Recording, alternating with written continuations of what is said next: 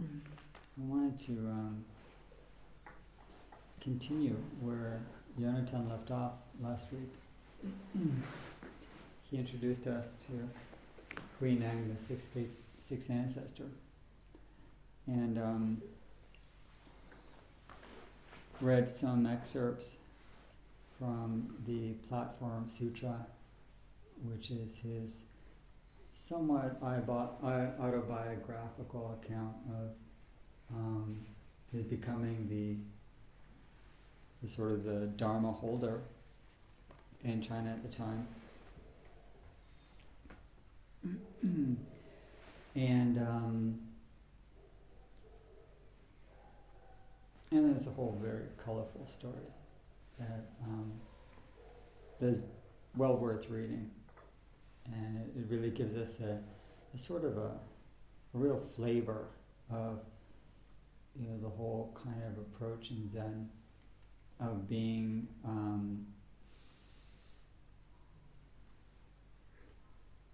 very very direct and hidden at the same time. And it's a very kind of strange paradox in the Zen that you want a direct awakening and realization of the truth, and at the same time, to everybody else it's hidden.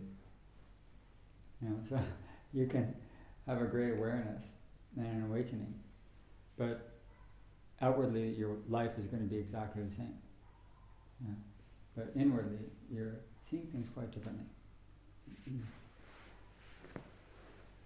And that's a stage on the path, and Huineng had that realization, and of course he was chased out of the monastery because nobody else could recognize that he realized what he did. So outwardly he looked the same, this ignorant boy. Inwardly he was he became the holder of the Dharma. He received transmission. Receiving transmission just means that the teacher has acknowledged and been able to recognize the realization that you've done. You're not receiving anything magical from the teacher. It just means you realized the truth that all the Buddhas have realized. And a teacher who has also realized that is able to see it. In the same way, you can have with somebody who's very like-minded and has had certain experiences that you've had. You have a wordless understanding with that person. You both share an understanding about challenges in the world that maybe you both have shared. And it just in the smallest gesture, glance, or words that you share. You don't need to go into a long elaboration on it. So too, a master sees in a student that realization. And that's what the fifth ancestor saw in Huineng, by virtue of a single poem and a few shared words. But I want to, the story is something that, as I said, I recommend you read the Platform Sutra. But I wanted to share also from the Platform Sutra a couple of his direct teachings that he gives us. Not just, so the Platform Sutra is a mix of, his autobiographical story of how he became, realized, and also some of the teachings he gives as well, and that were recorded later on. And it's all included in this teaching. So I want to read a couple of sections that really, just as his story, his life story, penetrates the very heart of this approach, and it's inspiring for us because we are like that young boy who had no background and really had no training at all, no matter how much training you've had. We're like that boy who had no training, and we come to it late, and yet full realization is immediately possible. And that's what this whole tradition is based on. It's based on something that is the most profound and accessible thing in life. what it really means to be a human being here and now. And it's nothing more or less than that. And so when we confront at different times these really important questions, like who are we and what are we doing here? And what does it mean to live well on a daily basis and a moment by moment basis? Is this it? Am I done? Is there more to realizing my mind? Or have I finished? And now it's just knowledge I need to acquire, the skills. So Hui Neng's story is giving an example of something else. There's really a lot more that we need to realize in our lives. And it's not always going to be an easy path. But all these human teachers show us that it's possible. There's nothing magical or prophetic in these teachings. It's hard work done by ordinary people who realized the truth of their own minds. And that's what they point to for us. Say, this is the most important thing you can do. What have you been doing up to now? So let me share with you a few words from Hui Neng. Good friends. He gives talks to his students. Good friends. While I confer on you the formless precepts, you must all experience this for yourself. Recite this together with me, and it will enable you to see the Buddha within you.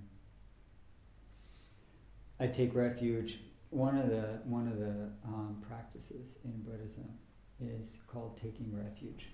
Taking refuge means that you're finding your ultimate shelter from the suffering and the difficulties in life, from what traditionally is called the Buddha, the Dharma, the Sangha, the triple gem. And the Buddha meaning like the historical Buddha who lived, Siddhartha Gautama, who lived 2,500 years ago. And the Dharma is the teachings that he gave, and the Sangha is the community of people committed to that. That's the traditional refuge that's taken. It's not a conversion thing, it's just saying that this is like my path, and my teacher, and my people, my community. Now, here's how Hui Neng defines taking refuge. I take refuge in the pure Buddha Dharma body, in my own material body. I take refuge in the myriad transformation body, in my own material body. I take refuge in the future and Buddha and perfect realization body, in my own material body. This material body is an inn.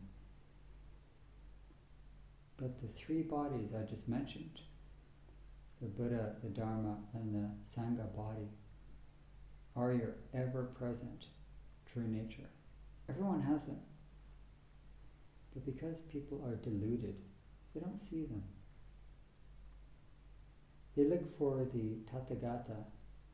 Tathagata is another name for the Buddha. They look for the Buddha outside of themselves and don't see the Buddha in their own material body.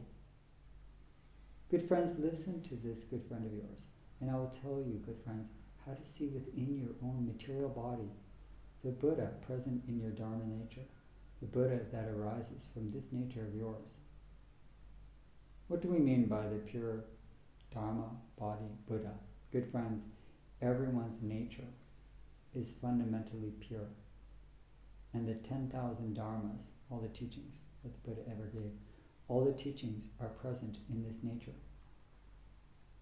If we think about doing something bad, we commit bad deeds. And if we think about doing something good, we perform good deeds. Thus, we know all dharmas are present in our nature. But our nature itself remains pure. The sun and the moon are always shining. It is only due to cloud cover that there is light above, but darkness below, and we can't see the sun or the moon or the stars. Then suddenly the wind of wisdom comes along and blows the clouds and drives the fog away, and a panorama of 10,000 Buddhas appears all at once. This is quite a powerful passage where he is repeating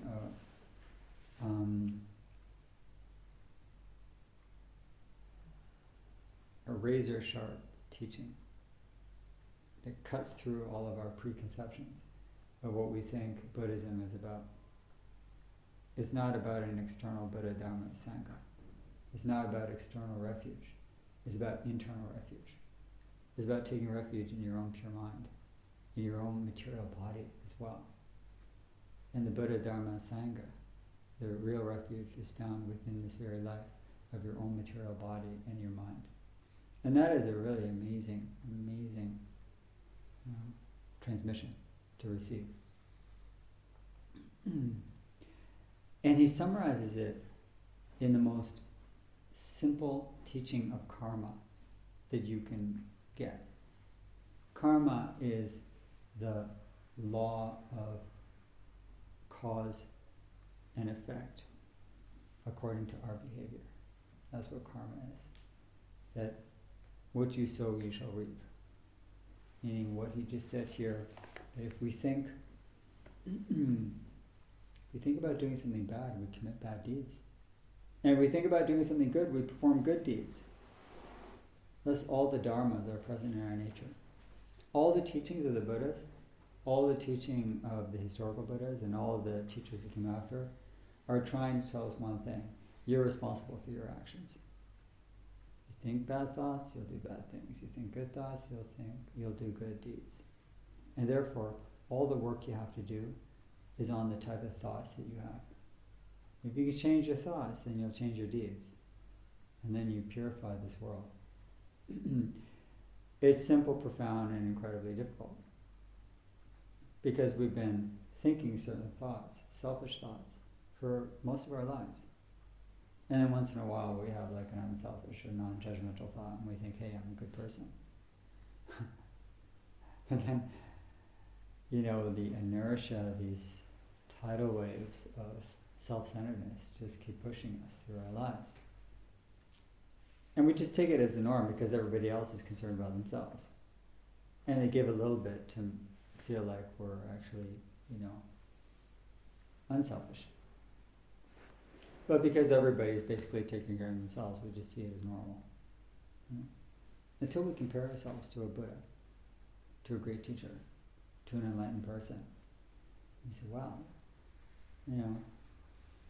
it's an totally inverted relationship. The self there is just a real flimsy tool for the sake of serving others and for doing good. And that's the whole point of having a self. And even as I say it, it's just words. But we have these teachings transmitted, and the only reason these teachings exist is because people realize this truth. That their mind was fundamentally pure.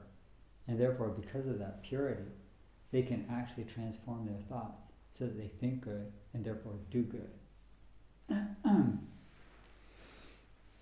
But without having a trust and a deep reliance, meaning refuge, on the pure nature of your own mind, we're going to keep looking outside of ourselves for help we can't really rely on.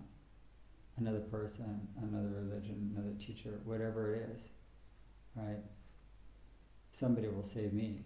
Some system or belief will save me. And here it's only your own mind that will save you. Only your own mind. Things will help us, but only we can change. And this is what this teaching is going to tell us.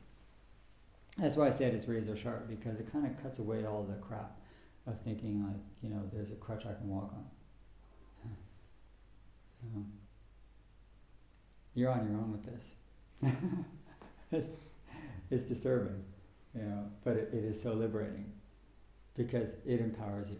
The only reason, Reneng is telling us this is because he actually has full confidence that we have the same nature as the Buddha. And if we had that confidence, we'd be behaving very differently. So this is the true refuge that we can take. not in an external Buddha who happened to be, some Indian thousands of years ago, not in external Dharma, which are recorded teachings. Those may be helpful. They may not be helpful for you. And not in a community that you may not connect with, or you may not have one. What is the Buddha Dharma Sangha? What is the teacher, the teachings, and the community within your own mind?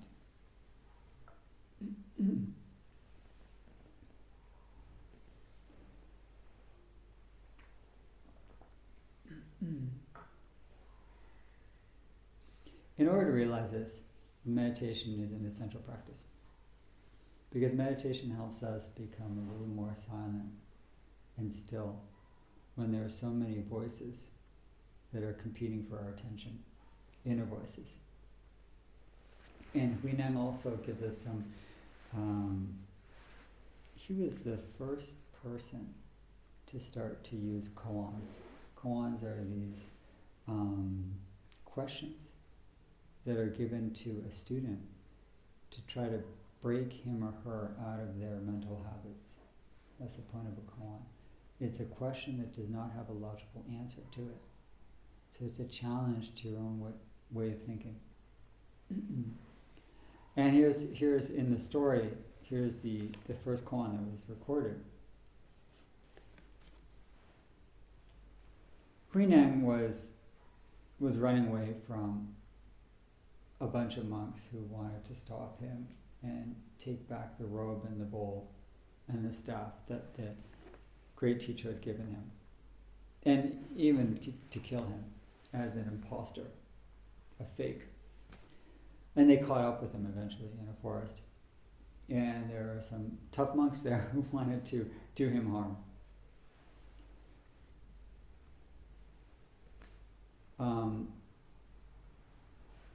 As the story goes, Huineng took off the robe and the bowl and the staff, put them on a rock and said, "As you take them, you take them." And apparently the strongest of the monks came and tried to take him, couldn't lift them. And was so shocked he kind of understood he was dealing with somebody who was very superior and said, "Please teach me." Of course, this is all kind of legendary.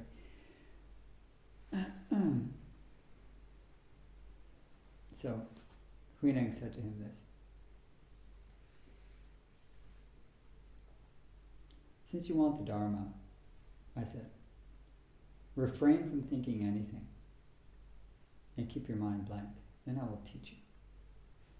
When he had done this for a considerable amount of time, I said, "When you're thinking neither good nor evil, like your mind is clear, okay, when you're not having any discriminating thoughts, good or evil,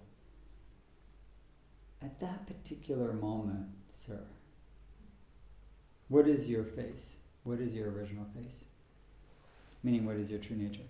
When you're not having any thoughts in your mind, thoughts of who I am, who you are, who others are, good or bad, like or not like, pain and pleasure. When you're not having any of those thoughts for a moment, who are you? If you're not having any thoughts about your life in this moment, then who's sitting here? What's your original face?" So that's what he's asking. Who's sitting here? Who's listening when you're not having a thought?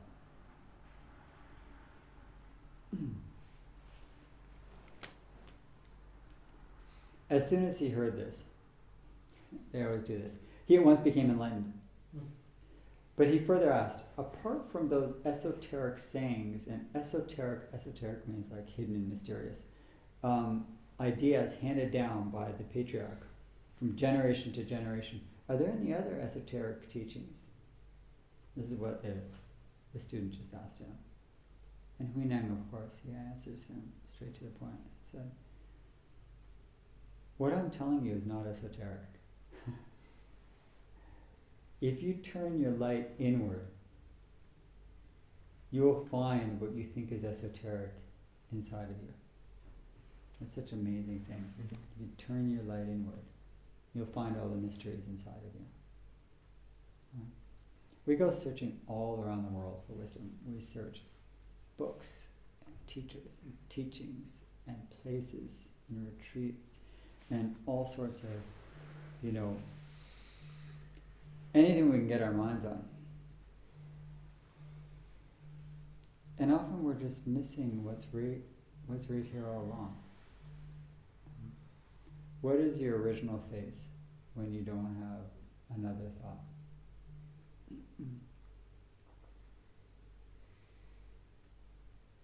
And you should not be coming up with a good answer. Because if you do, it's that's thinking good. That's thinking good.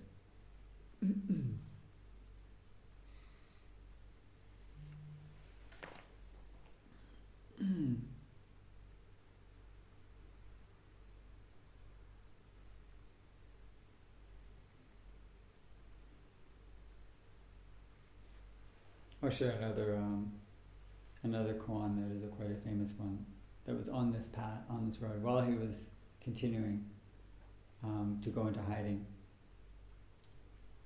He met a few other monks on the road, and here's what he said.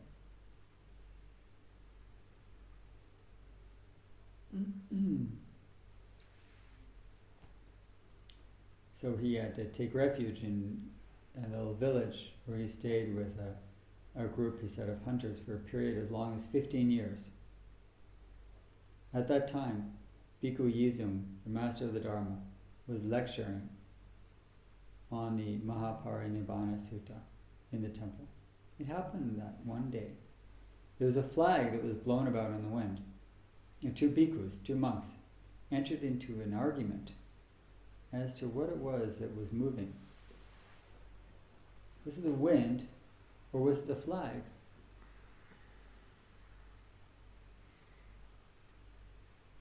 They could not settle their differences. I said to them that it was neither. And that what actually was moving was their own mind.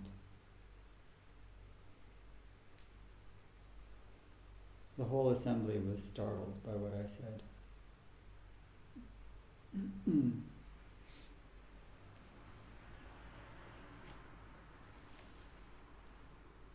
We have a natural addiction. Now, our natural addiction is to outward forms, is to external form. And, whether it's in our media use, whether it's sitting around, looking around, whether it's listening to things, whether it's all the messages we have, whether it's words, we have taken refuge in externals. Now that's what we usually rely upon. But the silence, and sometimes the lonely silence of your own mind, is the first thing we try to run away from and take refuge in something that will give us a bit of comfort. You're sitting in meditation, and even if it's discomfort, loud noise, pain in your legs, some sound, a ringing phone, it gives you a break. Yeah. It gives you a break from having just to accept the quiet and to let all those thoughts settle. And until that happens, you won't see your original face.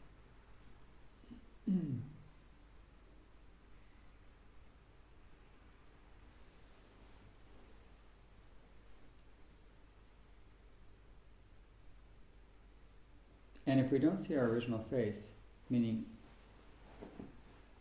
we don't become more familiar with the nature of our own minds as being formless, without name, without sound, without color, without taste, without like and without dislike, without preference.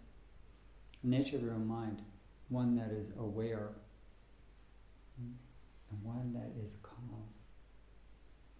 That calm awareness.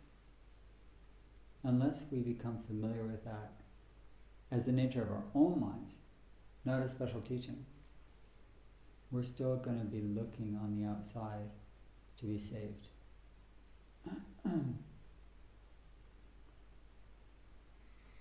All the teachings, whether it's in Buddhism or other religions, are pointing you to your own mind.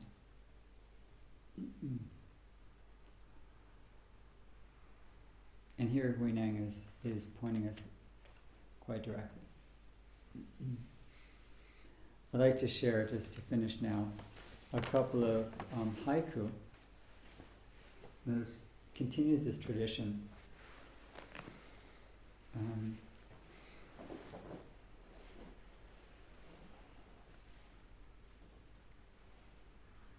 Which is pretty much, we're searching, and sometimes what we find is simply no big deal. It's no big deal. What were we expecting? So these are a collection of New Year's haiku.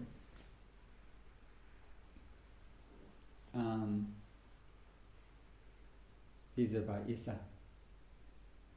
New Year's Day. Everything is in bloom. I feel pretty average.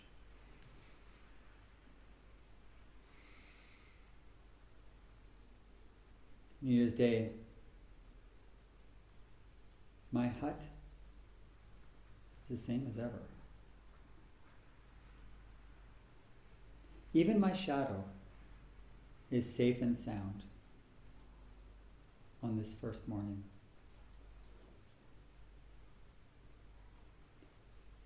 By Basho. Has spring already come? I feel wealthy this new year with 1 liter of old rice. New Year's Day.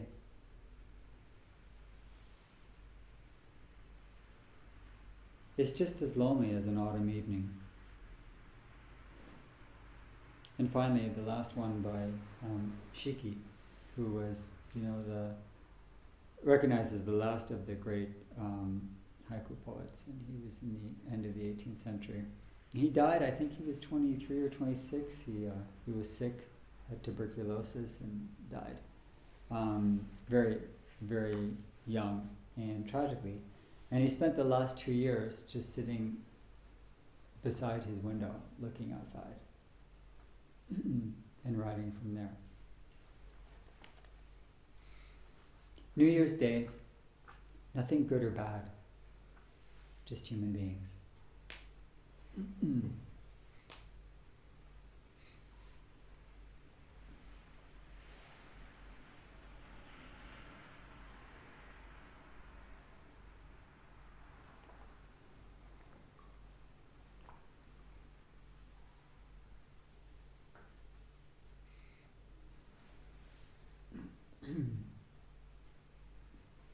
Anything anyone would like to share before we finish tonight?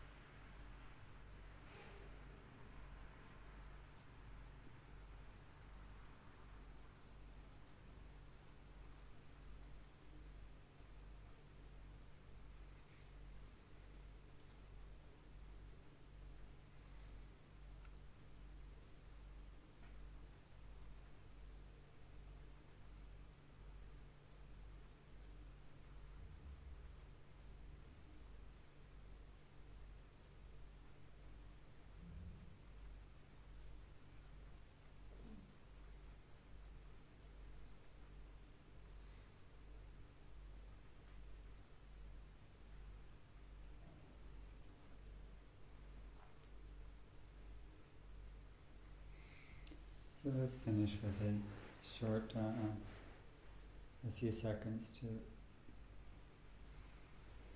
I'm going to invite us for a little bit of gratitude.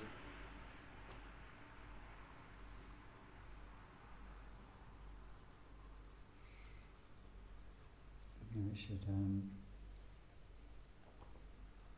appreciate the opportunity we have to sit quietly together and to practice. To be inspired by teachings that lead us to ourselves. And for the spiritual inclination, both the spiritual and physical health we have right now, that enable us to pursue a path.